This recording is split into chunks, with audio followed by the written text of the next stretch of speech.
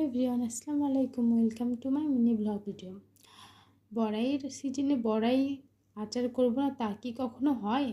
তো আমি আর আমার এক স্টুডেন্ট মাসি প্রিয়াঙ্কা আমরা দুইজন মিলেই চলে গেলাম এক ভাবির বাসায় বড়াই কিনতে। ভাবিদের বাসার বড়াইগুলো বেশ বড় বড়, তাই আমরা ভাবলাম বাজারে বড়াই না কিনে ভাবির বাসা থেকে বড়াই কিনে আনি। তো আমরা গল্প করতে করতে তাদের বাসায় চলে আসলাম। ভাবির বাসাটি খুব সুন্দর, চারদিকে গাছে সবুজে সমৃদ্ধ, সুন্দর চারদিকের ওয়েদারটাও লাগছিল।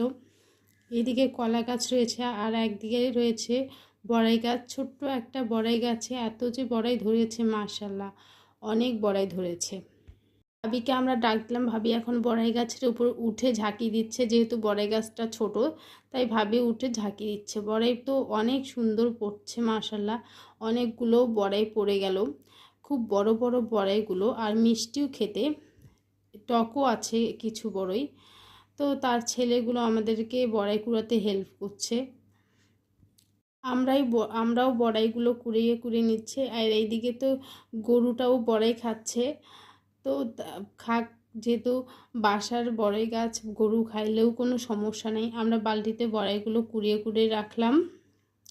তারপরে বড়াই এখন আমরা ওজন করব, ভাবিও আমাদের হেল্প করছে।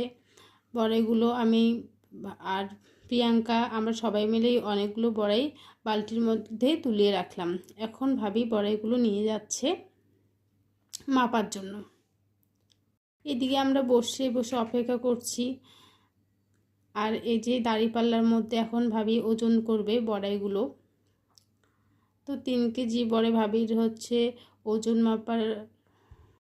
ভাবির মাপার জন্য 1 কেজি রয়েছে। তো এই আমরা ভাবলাম আর 1 কেজি বড়াই ওইদিকে দিলে 2 কেজি এদিকে হয়ে যাচ্ছে। তো আমাদের ওজন করা হয়ে গেল বড়াই। আমি কাঁচা বড়াইগুলো নিয়ে নিলাম, আর এখন প্রিয়াঙ্কা পাকা বড়াই নেবে, তাই আমি এখন ওয়েট করছি। ভাবির ছেলে আমাকে বড়াইগুলো দিয়ে দিল আমার হাতে। এখন প্রিয়াঙ্কাও বড়াই নিল, কিছু শুকনো বড়াই ও নিয়েছে, শুকনো বড়াই। এখন আমরা দুজন মিলে বড়াই নিয়ে বাসার দিকে রওনা হচ্ছি।